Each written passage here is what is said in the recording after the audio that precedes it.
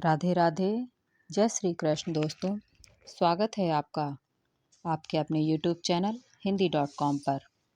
दोस्तों, आज के इस वीडियो में हम आपको एक ऐसी कथा सुनाने जा रहे हैं जिससे पता चलेगा कि महाभारत की नींव कैसे रखी गई, किसकी कूटनीति के कारण महाभारत रचा गया। तो आइए कथा शुरू करते हैं। पांडवों का यश देखकर धृतराष्ट्र की चिंता बढ़ने लगी, तो उन्होंने अपने मंत्री और राजनीति विशारद कणिक को बुलवाया और कहा, कणिक, पांडवों का यश बढ़ता जा रहा है। मुझे बताओ कि मुझे पांडवों के साथ संधि करनी चाहिए अथवा विग्रह। कणिक बोले, महाराज, छोटे से कांटे की नोक भी बहुत दिनों तक रह जाए तो मवाद बना देती है। इसलिए शत्रु को कभी कमजोर नहीं समझना चाहिए। साम दाम दंड भेद आदि किसी भी उपाय से अपने शत्रु को नष्ट कर देना है। राजनीति का यही मूल मंत्र है।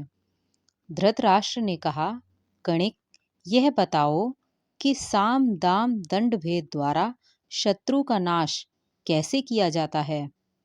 तब कणिक ने धृतराष्ट्र को एक कथा सुनाई। किसी वन में एक बुद्धिमान गीदड़ रहता था।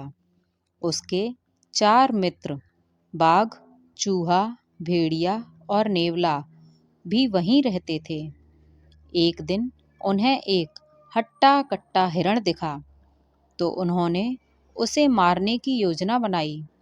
गीदड़ बोला, यह हिरण जब सोएगा तो चूहा उसका पैर कुतर ले, फिर बाघ उसे मार डाले और तब हम सब मिलकर इसे खाएं। योजना के अनुसार उन्होंने हिरण को मार दिया। फिर गीदड़ ने अपने दोस्तों से कहा, तुम स्नान करके आओ, तब तक मैं हिरण की देखभाल करता हूँ। सब स्नान करने चले गए। बाघ लौटा तो उसने गीदड़ को चिंतित देखकर पूछा, मित्र, तुम किस दुविधा में हो? गीदड़ बोला, बाघ, चूहे ने मुझसे कहा कि हिरण को तो मैंने मारा और बाघ मेरी कमाई खाना चाहता है। चूहे का यह घमंड सुनकर इस हिरण को खाने की मेरी इच्छा नहीं है। बाघ बोला, यदि ऐसा है तो मैं अपने दम पर पशुओं को मारकर खाऊंगा। यह कहकर बाघ चला गया। तभी चूहा वहां आया।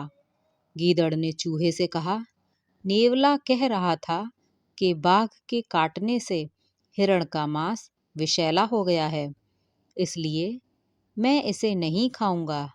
इसलिए मैं चूहे को मारकर खाऊंगा। चूहा डरकर बिल में घुस गया। फिर भेड़िया पहुंचा तो गीदड़ बोला, भेड़िया भाई, बाघ बहुत गुस्से में है। वह बाघिन के साथ यहाँ आने वाला है। तुम्हें जो ठीक लगे वो करो। यह सुनकर भेड़िया भी भाग गया। फिर नेवला वहां आया तो गीदड़ ने नेवले से कहा, मैंने भाग, भेड़िए और चूहे को तो मारकर भगा दिया। यदि तुझे घमंड है तो तू भी मुझसे लड़ ले। नेवला बोला, जब वे सब तुमसे हार गए तो मैं कैसे जीतूंगा। यह कहकर नेवला भी चला गया। सबको भगाकर गीदड़ अकेला ही हिरण का मांस खा गया। यह कथा सुनकर कणिक ने धृतराष्ट्र से कहा, राजन, चतुर राजा को भी चाहिए कि गीदड़ की तरह डरपोक को भयभीत कर दे, शूरवीर के आगे हाथ जोड़ ले, लोभी को लालच देकर और कमजोर को पराक्रम से वश में कर ले।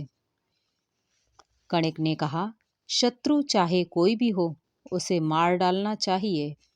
प्रण लेकर और धन का लोभ देकर, विष या धोखे से शत्रु को समाप्त कर देना चाहिए। मारने की इच्छा रखते हुए भी मीठा बोलो, लेकिन मारकर अफसोस व्यक्त करो। जिन पर शंका नहीं होती उन्हीं पर अधिक शंका करनी चाहिए।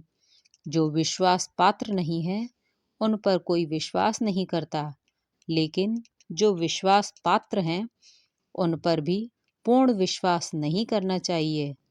सर्वत्र पाखंडी, तपस्वी आदि के वेश में गुप्तचर रखने चाहिए।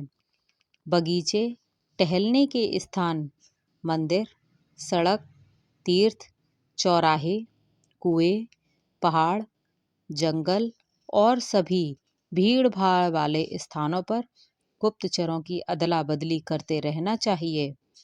वाणी का विनय और हृदय की कठोरता, भयंकर काम करते हुए भी मुस्कुराकर बोलना, यह नीति निपुणता का सूचक है।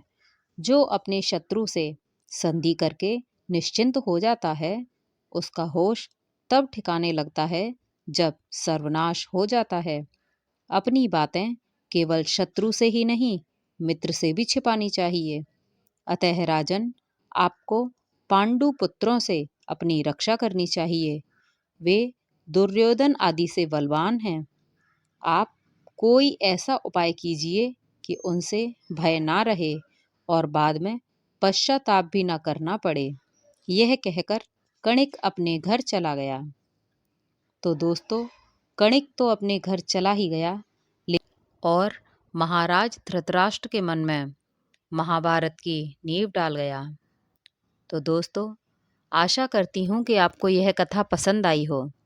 ऐसी और कथाएं सुनने के लिए आप हमारे चैनल hindi.com को सब्सक्राइब करें और बेल आइकन को दबाना ना भूलें। और वीडियो अगर पसंद आई हो तो वीडियो को लाइक करें और कमेंट में राधे राधे ज़रूर लिखें। धन्यवाद।